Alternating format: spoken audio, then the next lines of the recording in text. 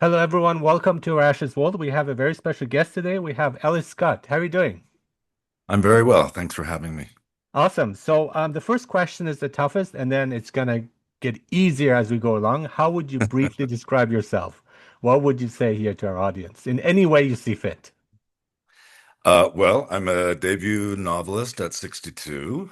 I started writing at only at 55 when I took early retirement because of illness. So I've published nine short stories in literary journals, and 2 years ago I decided to write my first novel, and I submitted it to Dundurn Press in Canada in late 2024, and I was offered a publishing contract. So that's how I got here to be a writer, and that's why my first novel is coming out at such an age. Yeah, no, that I did not know that. That's awesome. And in this short Mhm. time, you were also nominated for a pushcart prize, I was my 2020. Yeah, that's Yeah, awesome. my first story. Yeah, Wow. I took to writing. I wanted a creative outlet again. I was a filmmaker when I was young, and Mhm. I gave it up and concentrated on my career, which was delivering humanitarian assistance, mostly in conflict zones. So I worked internationally for most of my life. And when I retired, I wanted another creative outlet.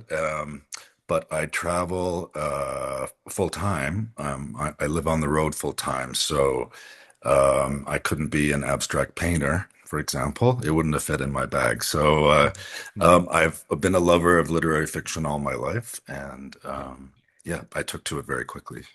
Yeah, so that's what I was wondering. You were a reader all your life, and now it's kind of coming together. You're on the other side of writing. And I find like usually the first like a debut novel or film is usually like very personal. It tends to be personal. It tends to be something that's really close to your heart, where you're not here driven. You haven't been tarnished by success and fame and so on. It's just like your entry and Night Terminus. What would you tell us about it? It's true. Just as a summary, Night Terminus is a novel about the AIDS crisis and specifically what happens to the survivors. I think, like most writers, I wasn't really interested. I was interested less in the crisis itself than the aftermath. I was more interested in what came after and the stories of the fallout. And I am a survivor of the AIDS crisis myself. I was an out teenager when it was first discovered, so I was very young. And so yes, it's a very personal story. It's fiction. All the characters are fiction, but of course they're amalgams of people that I've known or stories that I've heard through the decades.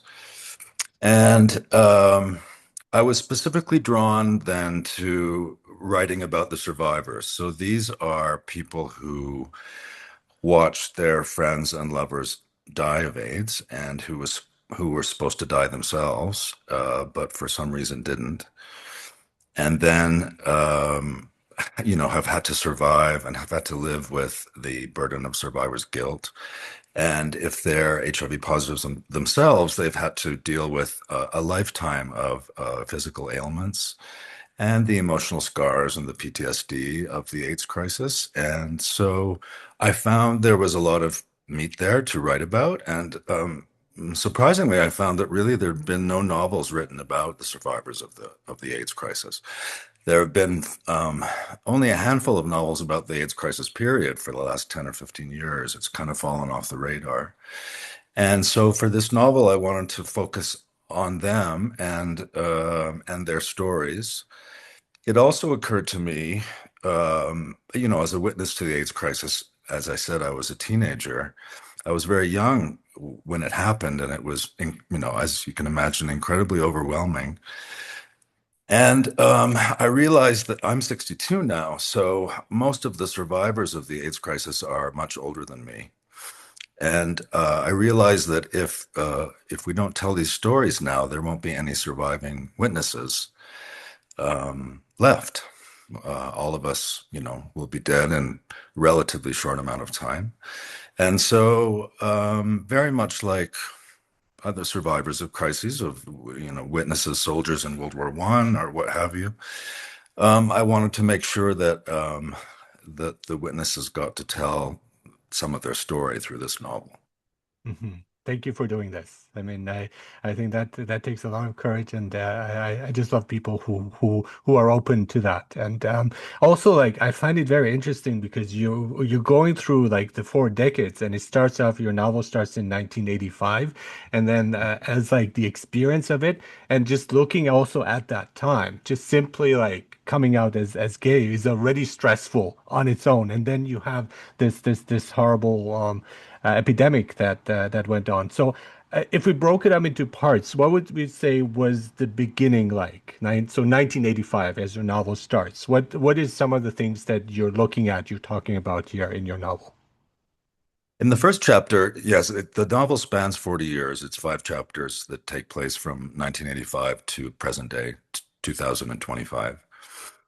And they all look at a different kind of part of the crisis. hmm And the first chapter begins with the narrator, who is also a teenager.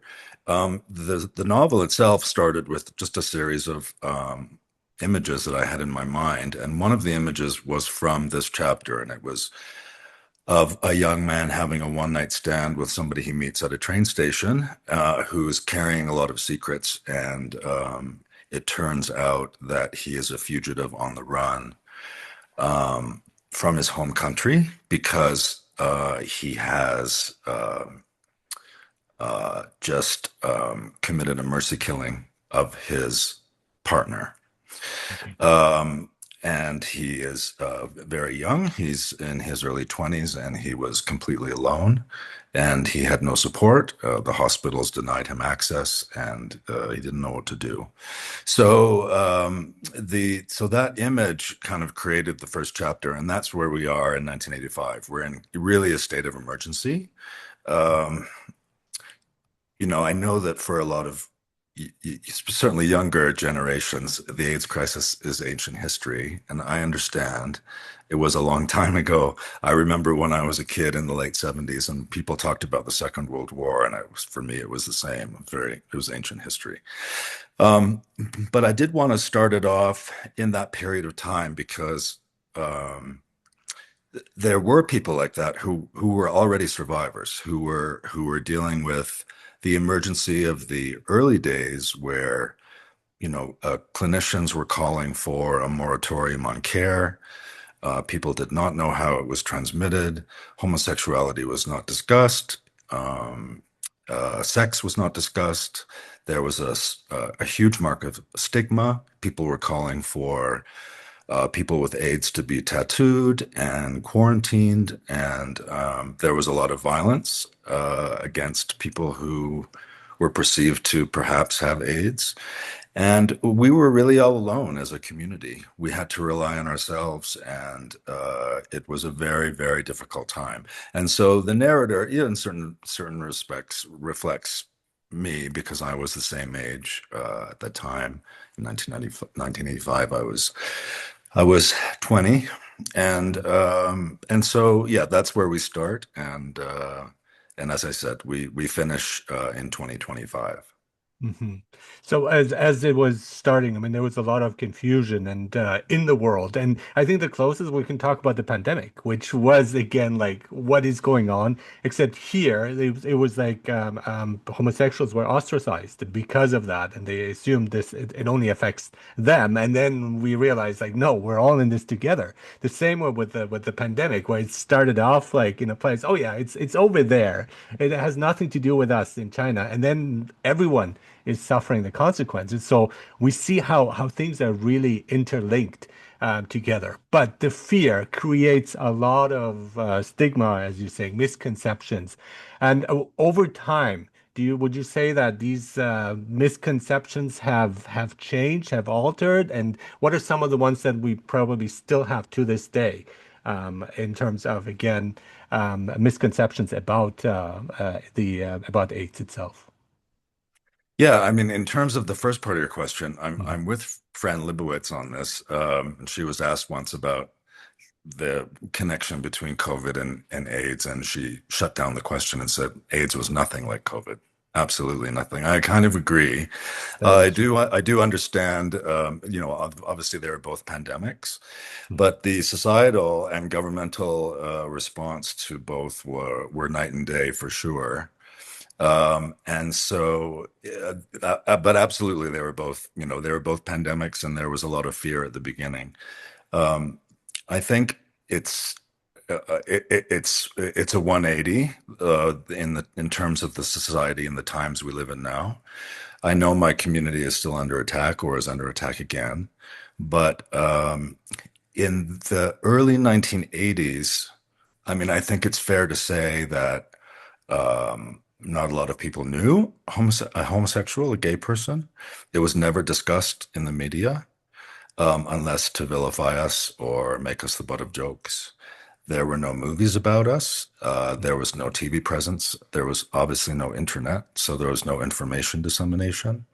And we really lived in a shadow society at that point with no rights. We had no work rights, pension rights, we had no human rights, we had no marriage rights, and we had no adoption rights. And so when it hit our community, I think the general social response was good riddance. I mean, the jubilation was almost palpable. Mhm. And violence was endemic. We were under a constant threat of assault. Religious groups were praying for our extinction. The government's response was complete silence. Ronald Reagan, who was the US president since 1980, and AIDS was first discovered in 1981, didn't say the word AIDS until 1987. So Oh my 6 years God. passed Yeah. before the highest elected official in the United States actually said the word. Um, it's been almost half a century, and 44 million people have died of AIDS, and there's still no vaccine. Mhm. And we had a COVID vaccine within 11 months. So there was no refusal of patients in the hospital. Um, there wasn't, governments locked down very quickly in the West. Mhm. Information was available for people in terms of, how you get COVID and how to protect yourself.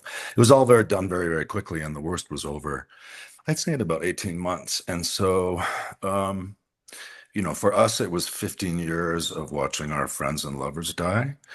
And the real breakthrough, I think, that there were a lot of social breakthroughs. I think that celebrities and eventually the media came around and started to show people with AIDS in a more positive light and a more sympathetic light.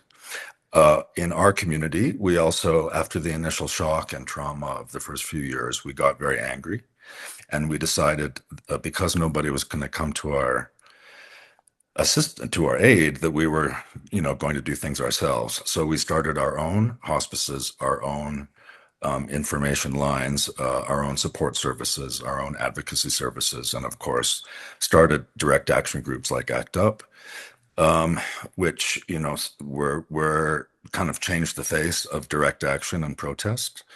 And then in the mid 1990s, 1995, 1996, everything changed because they found medication that was able to suppress the AIDS virus, Mhm. suppress HIV Mhm. transmission. And so all of a sudden, people, and this is why there are people in my book who didn't die, is all of a sudden, including myself, um, we were supposed to die, and then there was medication that kept us alive, and that almost guaranteed a fairly average life expectancy. And so that was a huge change. And alongside that, there was a new generation that came up that just didn't think sexual orientation was a big deal. Yeah. I think about, I just watched Heated Rivalry, Okay. like everybody else. And I mean, I have to pinch myself when I watch things like that because, we went from having absolutely no media presence whatsoever, um, to programs like that are just, it's a bit of a miracle, and I just love the younger generation that just shrugs their shoulders and says, it makes no difference. It's a complete 180 from when I was a kid. Yeah, for me it was Angels in America, seeing Mhm. the series that really like woke me up to it. And that was in 2003, right? So and Mhm. it was like I realized like how much suffering there's involved, and you hear things in the news, but then like actually like perceiving it in a fictionalized form, but still then it becomes clearer like just the pain and suffering that is associated with it. And then we had also Philadelphia with Tom Hanks, which that was 1993. And so, I mean, so would you say that the intent was good? It was noble to go in that direction of creating some sort of knowledge for others and also empathy for this condition, or would you say like it was too slow, way too slow, and way too sanitized in a way? Well, I mean, those plays and films that you mentioned, are seminal and very, very important to Mhm. the fight, Mhm. to the struggle. But I'll just remind everybody that Philadelphia came out in 1993, but That's AIDS right. was discovered in 1981. So there was a 12-year, a Yeah. period of 12 years that were incredibly difficult. I lost all of my friends. I buried three lovers. And I Mhm. had to start again in the 1990s. I had to create a whole new, with the exception of one person who's still alive, I had to create a whole new friendship network. Mhm. And as I said, I was a teenager when it started. And Mhm. so,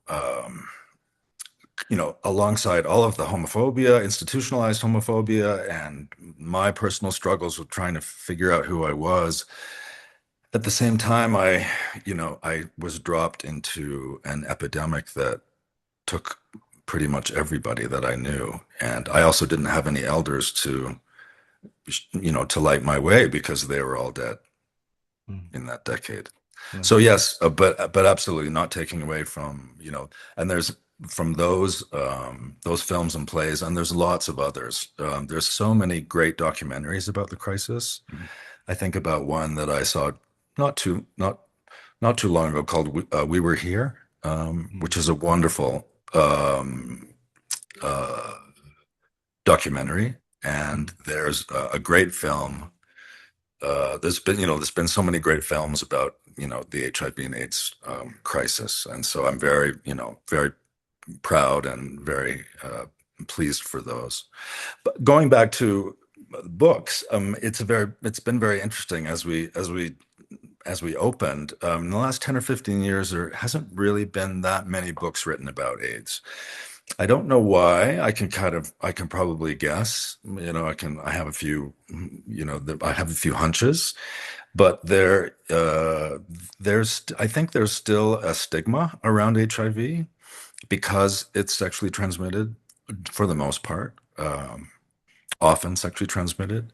And I think there's still, perhaps amongst older generations, there's still a stigma around gay sex, around anal sex, and around how it was originally transmitted. Of course, that did not remain the case for most of the crisis. Um, but it also just fell off the radar. I don't know why, but hopefully this book and others that I'm sure will be written in the next few years will try to address that because it was one of the most serious health crises of the 20th century. Mhm. Yes, yes, absolutely. And I was wondering about the characters itself. Your narrator does not have a name. Hmm. And is that too well, why Yeah, why did you make that choice? I think I wanted the narrator to be discovered by the reader through the other characters. Mhm. I think there have been a few other novels that have inspired me that have used that same device. Mhm. And I thought, especially because this narrator was young at the beginning and survives that 40 years and is still meeting people who are survivors, I thought it was an interesting way to look at it. And so so Night Terminus is not really his story only. We certainly get to know him as the decades go by. But I wanted to keep his anonymity in terms of his name because each chapter is named after one of the one of the main five characters in the novel. And so I think from what I've heard from my feedback, you do get a very good sense of the narrator by the end. But yeah, Mhm. it was a conscious device that I decided to Mhm. use. And the cast of characters are exiles, fugitives, rebels, artists. Sounds like a party. Like sounds like really cool people. It's a party from, yeah, I think it was a party. Um, I think they are. I think one of the themes that we discuss in the novel is statelessness and, Mhm. in turn, in turn, belonging. I Mhm. think queer people, are always the guests at the party. We don't have a homeland. In many ways, we're a diaspora, Mhm. um, which is, I think, why we travel so often. But Mhm. we our rights or our lack of rights are always at the whim of other people, at the whim of straight society, at the whim of a Supreme Court that, by and large are often straight. And so being guests and never hosts, I think changes your perception of belonging and whether you feel like you belong or not. And I personally, as a gay person, have never fully felt that sense of belonging. And so I think a lot of gay people, a lot of queer people struggle with that. Um, and it's not that I'm asking for a homeland, for a statehood, as it were, but Virginia Woolf, I think in her essay Three Guineas, talked about this in terms of women as well. She said, as a woman, I have no country. As a woman, I want no country. But she wrote that as Europe was militarizing at the beginning of the 20th century. And it's really more of a lament, that we don't have a place to call our own home. And so as we travel and as we are outlaws and as we are fugitives from that sense of belonging, what does that do to our psyche and what does it do to our relationships? And so, yes, the cast of characters in this novel are outsiders and outlaws, fugitives, sometimes from the law, sometimes just from their own feelings. They are Reformed Buddhist monks. They are left-wing Catholics. Um, yeah, there's a whole cast, but what they share is that sense of transience. And I think it's obviously a very strong theme in the novel. And the novel spans three continents. It jumps from Canada to Western Europe, to the UK, to Eastern Turkey, to Iran, and to India. So, Yeah, yeah, and I was going to ask you about that. All these places, the Iranian desert too. Yeah, why these different places? Is that again, like you were saying, because you're kind of always on the go of like, or trying to find a place or trying to find a home, or what was the impetus for all these different locations as well? yes, I think so. And also, I think coming out of the AIDS crisis, I think a lot of people um, were searching for that feeling of home, but at the same time, they also wanted to see the world. Many of them were sick, and so there was a lot of everything. There was a lot of bucket list travel, but Mhm. there was a lot of people who decided to just pack up and move elsewhere and have those very important experiences that we all have in life when we travel. And so travel is very much a motif in the novel and is very, very important. And when you speak of the Iranian desert, there is chapter two involves a very big sojourn by the narrator and his best friend who is dying, who has received a diagnosis, and decides to sell his insurance policy for an amount of money so that they can do kind of a final trip. And that his best friend knows that he's not going to come back from this trip. So they end up in Western Europe, what was then Western Europe in 1989, West Berlin, and they decide to continue eastward, into Turkey, and then eventually through the people that they meet in across the Iranian border and into the desert, where they have a final adventure. Oh, okay. I mean, the parts of this I can relate to being a global nomad and not really having a place and land. But again, it's really minor, much minor in comparison, right? So that part I can understand. Again, much more magnified is what you and your diaspora was going through, and to an extent is going through today as well. But I want to like, I mean, you talked already about the pain, the suffering, the grief. I want to look at the also the aspect of survival and determination and resilience to be able to finish on a positive note and such a tragic event. So what would you say is that? Like, is there like maybe a closer knit community where you support each other more than it would be normally? Do you think there are also some certain beneficial effects? Again, this is a horrible thing, but there's always another side to when we go through suffering, when it creates these like tighter connections with others. Absolutely. I mean, and that's what the novel is about, these connections, and what I think has resonated with people. Bad things happen to people, to good people all the time, of Hmm. course. Hmm. It's the courage and the resilience that you show in the face of that catastrophe. That's the meaning of life. That's your purpose, and that's what this novel is about. Um, uh, Absolutely. I mean, you can't choose when you were born and the era that you go through, but I Hmm. have no regrets.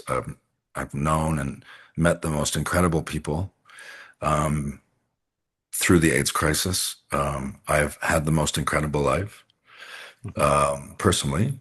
I think there's an old saying, I don't get this right, but if other people dictate the beginning of your story, can you still write the ending yourself?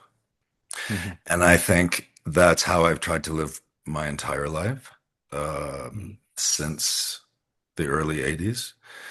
And I think it's true. I think you can. And I think embracing that outlaw's body and embracing that resilience, you can write the end of your story. And, that's been incredibly important to me. It's how I've lived my life. Hmm. Thank you again for this. And yeah, the story is Night Terminus, your debut novel. Best of luck to you with that, and thank you for being on Arash as well, Ellis Scott. Thank you so much for having me.